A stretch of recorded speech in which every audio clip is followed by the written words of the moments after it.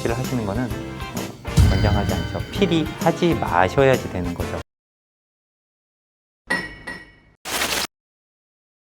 실크 벽지라는 게 우리가 알듯이 벽지라는 게 종이 위에 문양이 아니라 종이 위에 PVC 코팅이 하나 더 돼 있는 거거든요. 가볍게 생각해 보시면 비닐이 한 장 올라가 있다. 내가 살고 있는 방이라는 공간, 발코니라는 공간, 거실이라는 공간에 비닐을 한 장 쫙 얇은 비닐을 붙여 놓은 거다 라고 상상을 하시면 이제 오늘 이야기할 어떤 실크 벽지가 나쁘다, 좋다, 혹은 합지 벽지가 좀 더 좋다, 나쁘다라고 하는 이야기에 대해서 이견에 대한 부분을 조금 줄일 수가 있어요. 실크 벽지라고 하는 게 이제 비닐을 하나 올렸다라고 말씀드렸는데 합성 수지가 하나 붙어 있는 거기 때문에 물성 자체를 이해하는 것이 판단하는 데 있어서 조금 더 좋은 기준이 될 거라고 생각을 해요. 실크라는 네이밍 자체가 워낙에 잘 돼 있어서 실크처럼 무조건 부드럽고 좋은 건가? 라고 판단하실 수 있거든요. 그래서 우선 오해를 없애놓고 합성수지 벽지, PVC 벽지, 비닐 코팅 벽지 이런 쪽으로 판단하시는 게 물성으로는 맞는 겁니다. 실제 자재는 약간 비쌉니다. 합지로 우리가 어느 공간을 시공을 했었을 경우에 한 100만 원 정도의 도배 공사비가 들어간다면 실크 벽지는 적게는 한 1.5배, 뭐 많게는 2배까지도 가격이 책정이 되는데요.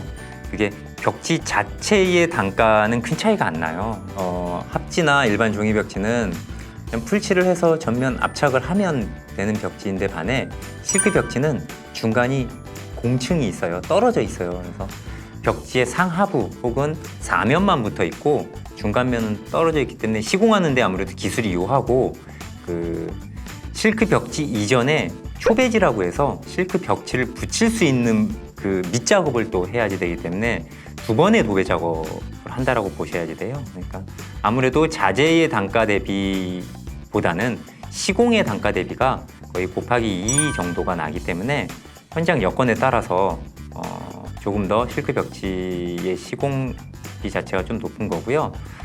실크 벽지를 선호하는 이유는 비닐 코팅이기 때문에 우리가 이제 인쇄 같은 걸 했었을 때 코팅 인쇄가 되면 아무래도 색상이 훨씬 더 선명하고 좀 다채롭게 좀 표현을 할 수가 있을 거예요. 처음에 물성을 말씀드렸듯이 비닐계 코팅이 하나 돼 있는 PVC 벽지라고 말씀드렸잖아요. 그렇기 때문에 인쇄 자체가 이제 수준이 좀 다르죠. 물론 합지 벽지라고 해서 수준이 되게 낮거나 하진 않아요. 요즘은 기계적인 발달이 뛰어나서 합지도 굉장히 훌륭한 다채로운 다양한 인쇄의 표현이 가능해졌어요. 실제 도배지라는 것 자체는 합지도 마찬가지, 실크 벽지도 마찬가지 물이 그렇게 투과가 잘 되지는 않아요. 만일에 그 합지 벽지도 물이 투과가 잘 되는 벽지라면 실크 벽지보다 월등히 도배를 했었을 때 도배풀이 양생되고 벽에 밀착돼 있는 게 불건전하게 시공이 될 가능성이 높아요. 우리가 콘크리트 양생 강도가 천천히 양생돼야지 강도가 좋은 것처럼 벽지도 좀 그래야지 되거든요. 그래서 합지도 그렇게 통기성이 좋은 벽지는 아니에요. 다만 실크보다는 좀 더 통기성이 좋은 소재일 뿐이죠. 월등하진 않아요. 다만 실크 벽지가 수분이나 곰팡이에 더 치명적인 이유는 합지는 전체 벽면에 압착해서 붙이는 반면 실크 벽지는 공충을 두고 띄운다고 말씀드렸잖아요. 도배 업종에 계시거나 이런 건축 업력이 좀 있으신 분들은 훅구, 훅구루 이런 식으로 용어를 해요. 그리고 또 지금 우리 집에 있는 벽지가 우리 집은 실크야? 합지야? 라고 알아보고 싶으시다면 또 다른 방법도 있어요. 실크는 벽지 대 벽지가 이렇게 맞대 이음 시공이 되고요.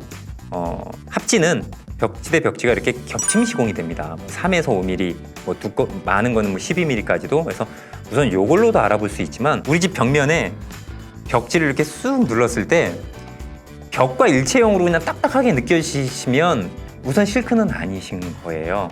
실크는 누르시면 공간이 있습니다. 작게는 2, 3mm, 많게는 10mm까지도 공간이 있을 수 있거든요.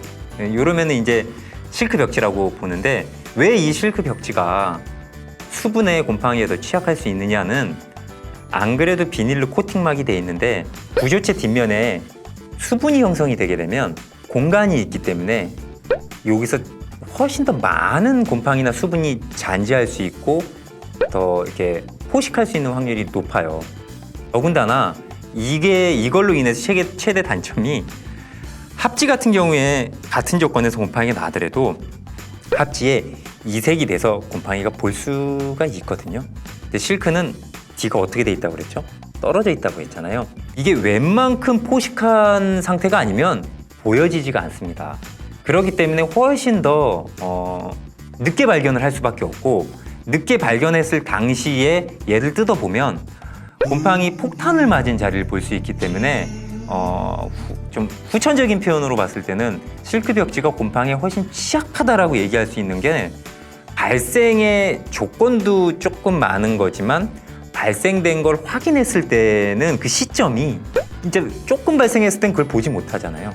조건 자체가 엄청나게 발생됐을 때 볼 수 있기 때문에 실크가 유독 더 취약하다라고 얘기하게 되는 경향이 있어요. 신축 아파트를 지었거나 신축 아파트에 입주를 한다거나 어쨌든 새 건물에 입주를 했어요. 곰팡이라는 게 발견이 뭐 1, 2주, 한두 달에 발견되면 좋은데 막 1년, 2년에 걸쳐서 실크 벽지 뒷면에서 나타났다가 2, 3년 있다가 드디어 노출되기 시작하는데 벽지를 뜯어봤더니 곰팡이 천국이야.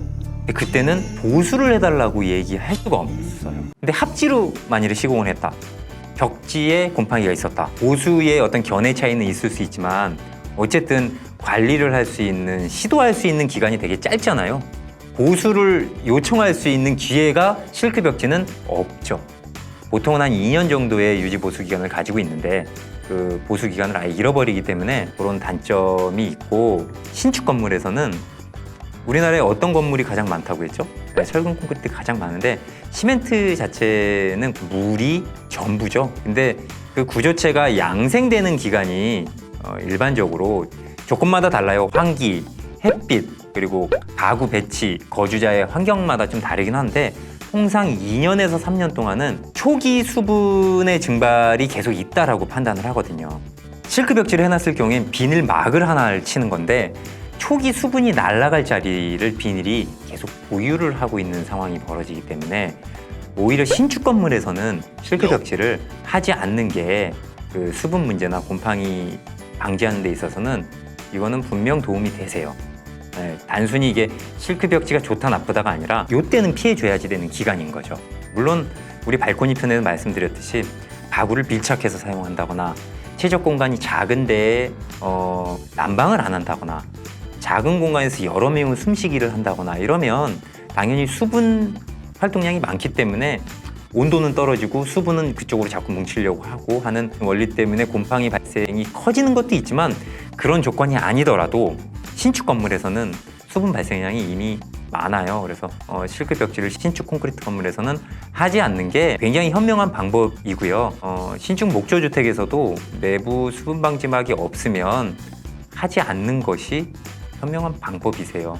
단순히 실크만의 문제라고 치부하기에는 좀 문제가 있습니다. 우리 얘기했던 발코니처럼 온도가 낮고 수분의 응집이 가능한 곳은 조금 더 같은 조건에서라면 수분을 유지하기 쉽기 때문에 취약한 건 사실이지만 기본 조건은 신축 건물에선 피해줘라. 우선 곰팡이에 대해서는 뜯어내기 전에는 알 수가 없죠. 알 수가 없지만 또 한편으로는 그 안에 살고 있게 하는 것도 방법일 수도 있어요. 농담이에요? 그렇죠.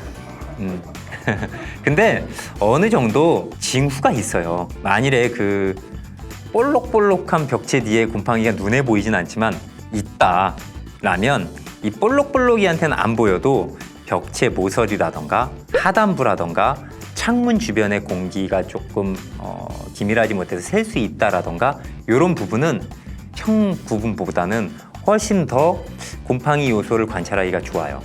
네. 그래서 그 부분에 있다 그러면 이 부분에도 있을 확률이 있고요. 만일에 이 볼록볼록한 데 있다, 그쪽 부분은 100% 있는 거예요.